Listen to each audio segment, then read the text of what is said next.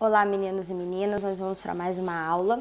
A gente vai continuar estudando sobre a independência da América Latina, dos países da América Latina. A aula passada a gente estudou sobre a independência do Haiti e hoje a gente vai estudar sobre a independência dos países da América Espanhola, certo? Dos países que foram colonizados pela Espanha aqui no continente americano. Por volta do século XVIII, né, que vai ser o período que vai acontecer esses movimentos de independência, a Espanha vai estar enfrentando uma crise política muito grande, principalmente porque aqui na América Espanhola, nas regiões dos Andes, principalmente, vai haver uma queda muito grande na extração de prata que era enviado para a metrópole, né, que era enviado para a Espanha. Também eles vão tentar aumentar o imposto na produção agrícola e na pecuária, né, para ver se eles conseguiam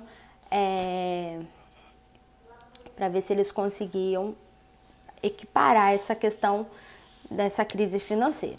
E esse aumento na cobrança de impostos vai gerar entre os colonos um descontentamento muito grande em relação à situação deles com a metrópole, né, com a Espanha.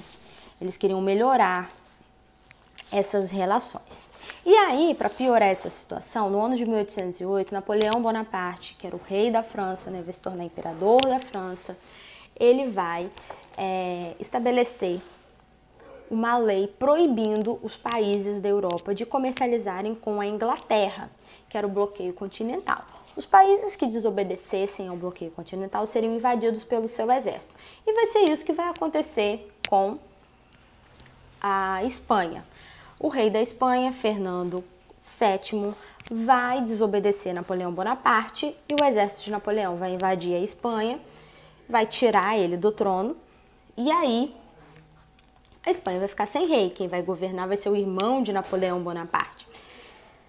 Dentro da Espanha, né, grupos vão organizar juntas de governo, que eram organizações de resistência à dominação francesa.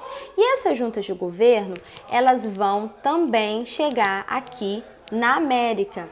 Só que aqui na América, esses grupos dominantes, esses grupos que vão organizar essas juntas de governo, eles não vão estar interessados em manter lealdade ao rei. Apesar de, teoricamente, né, do discurso deles, de falarem que eles estavam apoiando o rei Fernando VII, na vida real, eles tinham interesses próprios, que eram os interesses de independência, que eram os interesses de liberdade. Além, né, das elites espanholas que vão participar desses movimentos de independência, nós vamos ter também participação de populares, de indígenas, de mestiços, de ex-escravos e até de alguns escravos nesses processos de independência. Cada um tinha o seu interesse. A sociedade da América Espanhola era muito desigual, porque apenas os espanhóis que vinham para cá é que tinham direitos. Os filhos deles, por exemplo, que nasciam aqui na América, não tinham os mesmos direitos dos pais. Eles eram chamados de crioulos. Os crioulos aqui na América Espanhola não tem o mesmo sentido que o crioulo que a gente tem aqui no Brasil. Na verdade, seria a mesma coisa. Crioulo, né, o significado da palavra crioulo é aquela pessoa que é de um determinado povo e nasce, né, quando um determinado grupo de um povo, ele migra para um outro lugar e os filhos daquele grupo nascem em um outro território. Então, crioulos são aqueles grupos que nascem num outro território. Por que se costuma falar que os negros nascidos no Brasil são crioulos? Porque eles são os filhos dos africanos, que não nasceram na África, que nasceram no Brasil. Assim como os filhos dos espanhóis, que não nasceram na Espanha, nasceram aqui na América, eles eram chamados de crioulos. Apesar deles terem o sangue espanhol, a descendência espanhola, eles não tinham nascido no território espanhol, por isso que eles tinham esse nome de crioulos. E esse grupo, os crioulos, eles tinham os status, tinham muitos direitos, mas eles não tinham participação política. Eles não podiam decidir sobre a vida. Então, eles que vão fomentar esse movimento de revolta que vai se iniciar com essas juntas de governo. Já a população mais pobre, mestiços, indígenas, ex-escravos e escravos, eles queriam que a liberdade significasse para eles melhores condições de vida, melhores condições de saúde, melhores condições de educação. Eles queriam ter uma vida melhor, ter mais direitos, ter participação política, ter uma divisão melhor de riquezas para eles, coisas que eles não tinham. Porque desde que os europeus chegaram aqui, esse grupo, principalmente esses indígenas e mestiços, eles vão viver numa extrema pobreza, vão viver numa situação muito desfavorável economicamente para eles. Então, eles tinham esse interesse.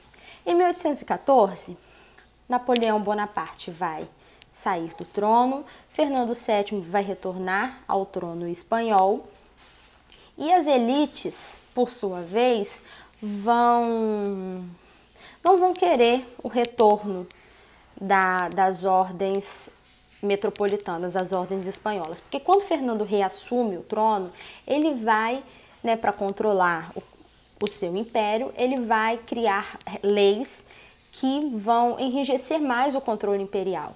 Só que isso vai gerar esse descontentamento que vai começar as guerras de independência por toda a América Espanhola, desde o México até a Argentina.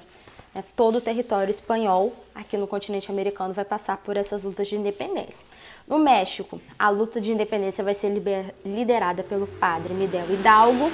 Ele vai ser aliado dos mestiços, dos mais pobres e tudo mais, porém não era de agrado dos grandes proprietários, desse grupo de elite. Vai acabar sendo preso, executado. Depois dele, um outro padre, José Maria Morelos, também vai continuar esse movimento, aliado aos grupos mais pobres, também vai ser capturado e executado pelo exército espanhol. E aí vai haver então um acordo desses grandes proprietários para se manter a independência do México. Eles vão eleger então o militar Agustín de Iturbide, que vai apresentar um plano, que era o Plano Iguala, a proposta de independência para o México, que ia ser uma monarquia católica, independente. Em setembro de 1821, o México vai se tornar independente e esses crioulos, que era essa elite branca, vai assumir o controle do Estado. Iturbide vai se tornar imperador e um ditador dentro do México. Aqui na América do Sul, dois líderes vão ser os principais representantes do movimento de independência, que vai ser Simão Bolívar e José San Martín. Em homenagem a esses dois homens, vai haver o torneio que acontece anualmente, envolvendo todos os países latino-americanos, todos os países sul-americanos, perdão, que é o torneio da Libertadores da América, um torneio de futebol que homenageia José San Martín e Simão Bolívar, que são os responsáveis pela independência da maioria dos países da América do Sul. Outros nomes, como Dom Pedro, primeiro que vai ser o responsável pela independência do Brasil, como o padre Miguel Hidalgo, lá do México, como os representantes da independência do Haiti, de Salines e Toussaint, vão se enquadrar nesse perfil de libertadores da América, mas os principais nomes, os nomes que vão ser a origem do torneio, vão ser esses dois homens, José San Martín e Simão Bolívar. Eles eram parte dessa elite dos crioulos. Simão Bolívar vai ser responsável pela independência da Equador, Venezuela, Colômbia, Panamá e Bolívia. San Martín, Argentina, Uruguai, Chile, Peru. Vão ser movimentos que vão unir as elites crioulas junto com a população mais pobre, mas depois que o movimento se consolida, essas elites mais empobrecidas, essa população mais empobrecida continua com poucos direitos diante da elite crioula que vai dominar esses países. Bolívar, ele tinha uma outra ideia, que era a ideia da Liga Americana, ou do pan-americanismo, que era unir todos os países latino-americanos em uma única confederação, digamos assim, para poder evitar que potências como os Estados Unidos, que esses países como os Estados Unidos, o Brasil, por exemplo, e países da Europa, que eram vistos como potências, pudessem intervir em países pequenos que estavam se formando, como a Bolívia, como o Equador, como a Venezuela, que vão ser pequenos países que vão se formar. Dessa ideia que vem o pan-americanismo, que é a união dos países latino-americanos em torno desses ideais, né, de evitar que as potências mundiais lutem ou tentem pegar as riquezas, já que o continente americano vai ser nosso continente é um continente bem rico financeiramente.